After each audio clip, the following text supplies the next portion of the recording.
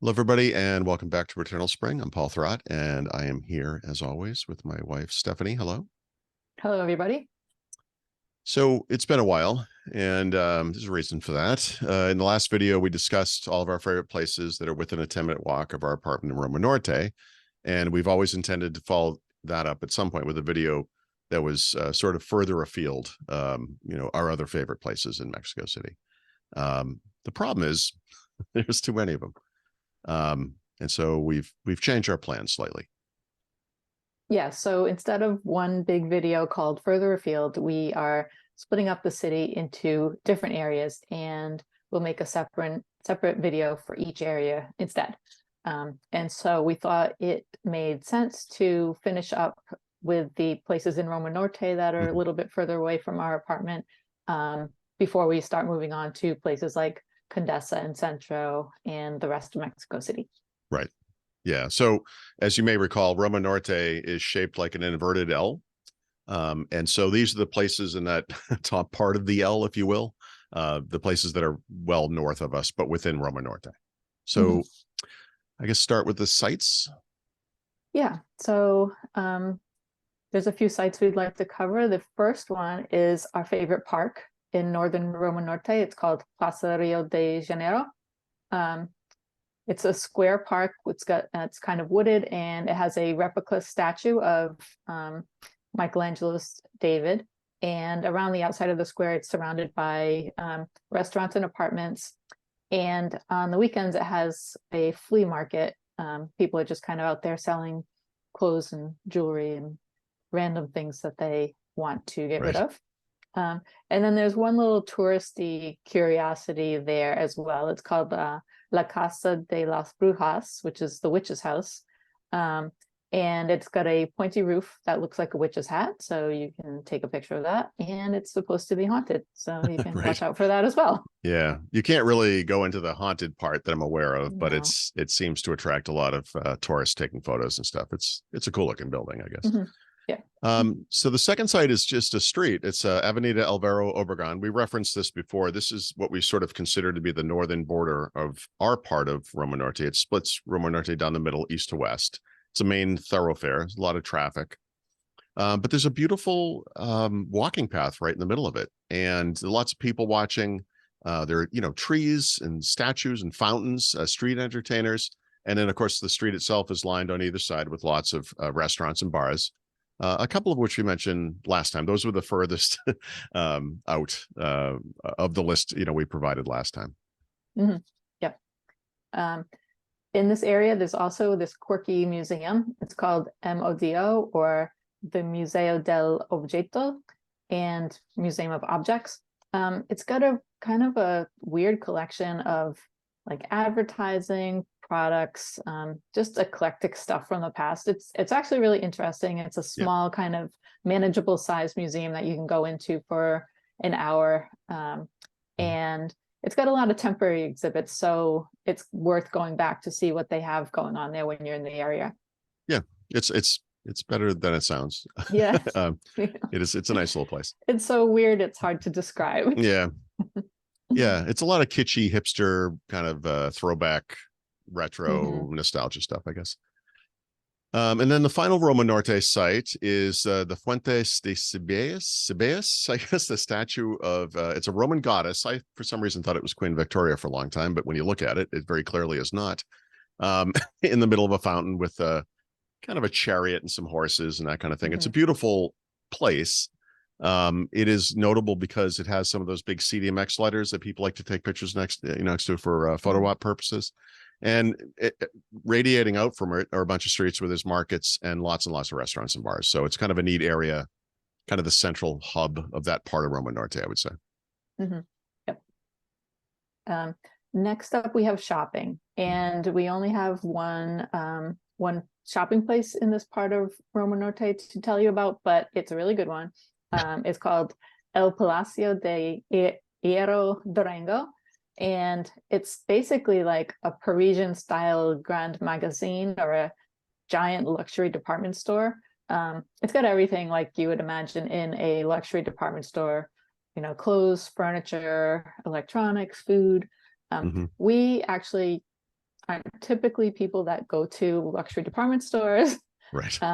But we have a Nespresso machine for our coffee, and there's an espresso store inside of this department store. So we go there when we need to stock up on coffee. Yep. But it's honestly, it's just such a cool, amazing looking department store that it's worth just going in and walking around just to see the mannequins and see what's for sale and ride the escalators up and down and kind of take in the magnificence of the place. Right. You know? And the overpricedness of it all. It is expensive. It's a beautiful place. Yeah. And then, okay, so let's move on to restaurants and bars. We don't spend as much time eating out in this part of Roma Norte because it's relatively far away, and meaning with more than 10-minute walk, right? That sounds lazy, but the truth is, well, you saw the last video, maybe. There are so many choices very close to where we live. It's a bit of a struggle to go past places we love to try something new. But we have a couple of things we can recommend here. Yep, sure. we've gone up a few times up there. There's one called Marmota, and it's right on that Plaza Rio de Janeiro. It's got this kind of unusual combination of Pacific Northwest from the US and Mexico. So it's got really, really good seafood and local foods. So it's a unique kind of place. It's got nice street side dining options as well. It's a high-end kind of place. It's not an every night we should just grab something for dinner kind of place. It's a little bit more upscale, but really good. Yeah, actually, yeah. I mean, and Fonda Fina, which is the next one, is kind of falls into the same category. It's also upscale. This one is a Mexican restaurant, which in Mexico, I'm not sure why we'd call that a Mexican restaurant, but the cocktails are unbelievable. And I mean, next level unbelievable. If you've ever seen someone take time to create a cocktail, double that time. and they're incredible. You'll see some photos. The guacamole is notable. The food is fantastic. Indoor outdoor seating, a lot like Marmota.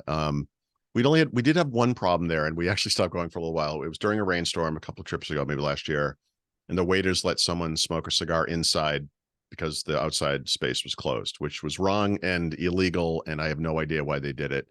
The people who run the restaurant actually apologized to me later. We do love it there, so they agreed that was wrong. They weren't sure why that had happened, but we'll definitely be going back, and it is definitely recommended. Yep. And then we have a sushi place, which is a little bit weird because Jin Chan is our favorite sushi restaurant in Mexico City, or really our favorite sushi restaurant anywhere. Yep. And it's close to the apartment. We really like the food and the people. But we have also been to a restaurant which is called Mog Bistro. It's a little bit less expensive than Jin Chan. A lot less expensive, depending on what you got. Yeah. Where Jin Chan has a couple other things on the menu, but it's really, really focused on the sushi. Mog Bistro has more of kind of an Asian menu of, cooked foods as well. And they have more of what we think of as mainstream sushi, which is kind of the types of rolls that you could get at any sushi restaurant, where Jin Chan does kind of more of a fancy sushi.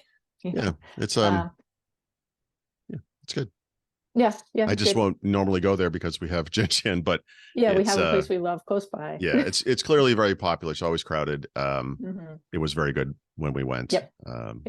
If you don't you don't want to spend hundreds of dollars, this is definitely an option if you're missing sushi for whatever reason while you're there. Yep, for sure.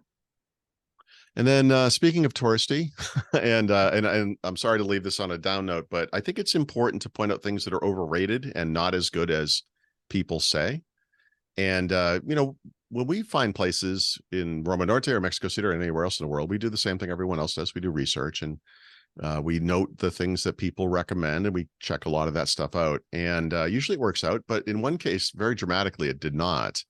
And this was from this past July, right? This just happened. We finally got to go to Restaurante Rosetta, which is recommended by literally every YouTuber and blogger imaginable.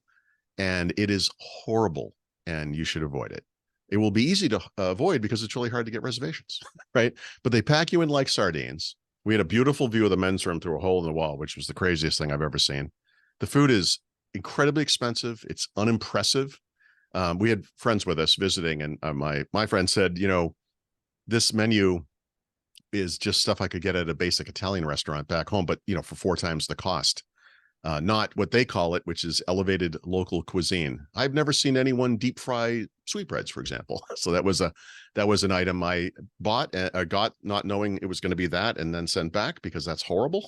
So we're definitely not going there again. No, it is not on the list of places to return to. And honestly, it was kind of too bad because, our friends were there and it was the only place for the whole trip where Yeah. I actually went and made a reservation like a month in advance because it's so hard to get into this place. And I had heard such great things about it. So I had just really been looking forward to it. And then, right. It was just really, it was nothing special and it was very expensive. So just, overall disappointing. We could have gone to, Quintonil or what's that place in Palacio? The other high end, Pujol, or Pujol, as apparently they call it. Pujol. Pujol, as I would say it, but we didn't. We went to this place, and yikes! So that's too bad. Mm-hmm. So that's it. It's a much shorter list than last time because again, it's further away. We don't have as much experience there, but we will be we'll do something like this for other areas of Mexico City. There are, sites and markets and bars and restaurants and other things, and so. Every area is a little different, but this is pretty much where we're at, I guess, for the northern part of Roma Norte. Mm-hmm.